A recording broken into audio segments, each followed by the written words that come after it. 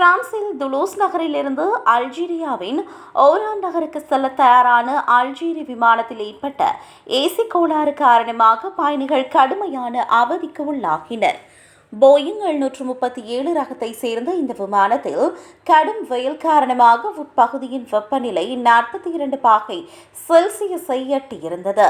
வெப்பம் தாங்க முடியாமல் பயணிகள் அலறியதைத் தொடர்ந்து அவர்கள் விமானத்திலிருந்து இறக்கப்பட்டு மீண்டும் முனையத்திற்கு அனுப்பப்பட்டனர்.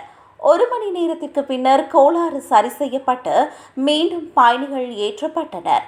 எனினும் அப்போதும் ஏசி வேலைகள் செய்யாததால் பயணிகள் கடும் கோபமடைந்தனர். இந்த மூச்சு திணற வைக்கும் வெப்பத்தால் ஒரு பயணி மயக்கமடைந்தார்.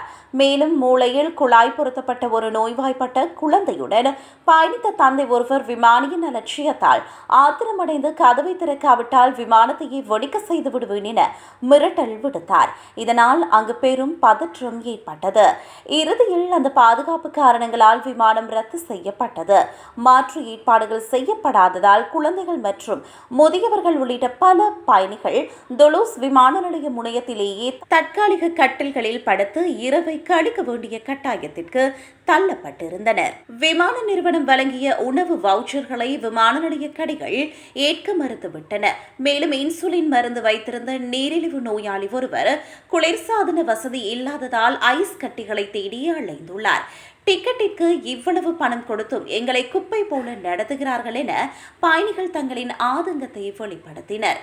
பிரான்சில் தற்போது நிலவி வரும் 41 பாகை செல்சியஸிற்கும் அதிகமான கடுமையான வெப்ப அலையே இந்த தொழில்நுட்ப கோளாறுகளுக்கு மிக முக்கியமான காரணமாக கூறப்படுகிறது.